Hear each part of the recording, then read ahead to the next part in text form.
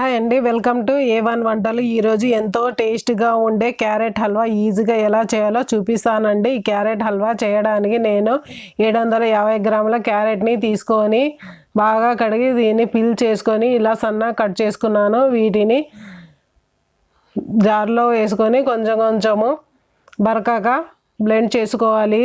ఆగి బ్లెండ్ చేసుకోవాలి. ఆగి బ్లెండ్ చేసుకుంటే ఇక్కడ చూడొచ్చు ఇలా బరకగా వస్తుంది.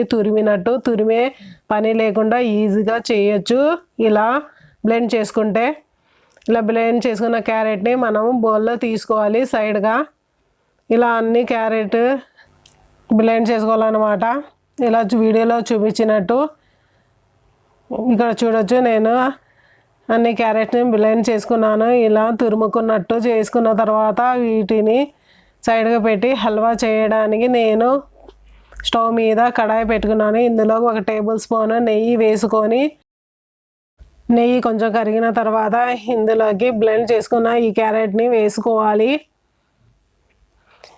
ఇలా క్యారెట్ని తురుమే పని లేకుండా బ్లెండ్ చేసుకొని వేసుకుంటే త్వరగా ఉడుకుతుంది. అలాగే పని కూడా త్వరగా అవుతుంది. క్యారెట్ హల్వా త్వరగా చేయొచ్చు.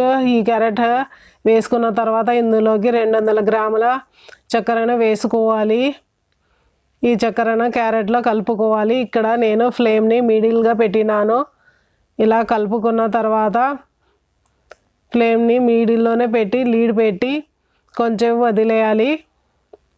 ఇక్కడ చూడొచ్చు కొంచెంసేపు ఇలాగే వదిలేయడంతో ఈ చక్కెర అంతా కరిగిపోయి క్యారెట్లో కొంచెము పల్చగా అవుతుందన్నమాట హల్వా. ఆ తర్వాత ఇందులోకి 1/2 లీటర్ పాలను వేసుకోవాలి. నేను ఇందులోకి చల్లార్చిన 1/2 లీటర్ పాలను వేస్తున్నాను. మీరు కావాలంటే పచ్చి పాలు కూడా వేసుకోవచ్చు. ఇలా పాలు వేసుకున్న తర్వాత మరొకసారి కలుపుకోవాలి. బాగా ఇలా కలుపుకున్న తర్వాత మిడిల్ ఫ్లేమ్లోనే ఈ హల్వాకి లీడ్ పెట్టి ఇంకోసారి ఉడికించుకోవాలి.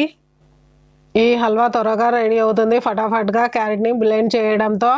ఇక్కడ చూడొచ్చు నేను మరో కొంచెంసేపు తర్వాత లీడ్ తీసి ఉన్న తేమను కూడా నేను కలుపుకుంటూ ఈ హల్వాలో జిగురుతనం వచ్చేంత వరకు బాగా ఉడికించుకోవాలి. కంటిన్యూ గరిటెను కలుపుకుంటూ ఇలా కలిపేటప్పుడే ఇందులోకి 1 టేబుల్ స్పూన్ నెయ్యి కూడా వేసుకొని ఇంకా ఇందులోకి మంచి ఫ్లేవర్ కోసము యాలకుల పొడి కూడా వేసుకోవాలి. ఇలా కలుపుకుంటూనే వీటన్నిటిని వేసుకోవాలన్నమాట. ఈ హల్వా దగ్గర పడేంత వరకు మాడకుండా దగ్గరుండి కలుపుకుంటూ చేసుకోవాలి హల్వా. ఆ తర్వాత ఇందులోకి నేను 6 యాలకులను పొడి చేసుకొని వేసుకుంటున్నాను. ఈ యాలక పొడి వేసుకొని కలుపుకుంటూ మిగిలిన తేమ కూడా ఇందులోని ఆవిరైపోయి జిగురుతనం వచ్చే వరకు ఇలా హల్వాను రెడీ చేసుకోవాలి. హల్వా రెడీ అయినాక ఇందులోకి డ్రై ఫ్రూట్స్ వేసుకోవాలి. ఇక్కడ నేను డ్రై ఫ్రూట్ వేయడానికి ప్యాన్లో 1 టేబుల్ స్పూన్ నెయ్యి వేసుకున్నాను. నెయ్యి హీట్ అయినాక ఇందులోకి గుప్పెడు కర్బూజా గింజలను ఇంకా డ్రై కోకోనట్ని ఇలా పీసులుగా కట్ చేసుకొని వేసుకుంటున్నాను. కొన్ని ఇలా వేసుకున్న తర్వాత వీటిని బాగా ఫ్రై చేసుకోవాలి. మీరు కావాలంటే మీ ఇష్టాన్ని బట్టి డ్రై ఫ్రూట్స్ని వేసుకోవచ్చు. నేను ఇవి 2 వేస్తున్నాను. సింపుల్గా టేస్ట్గా ఉంటుందండి.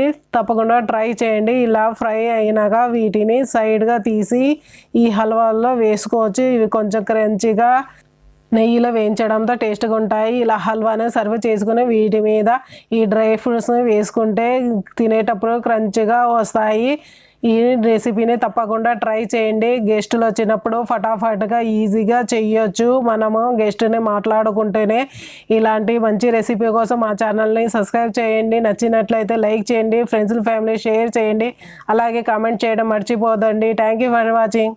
మళ్ళీ కలుద్దాం ఇటువంటి మంచి రెసిపీస్తో.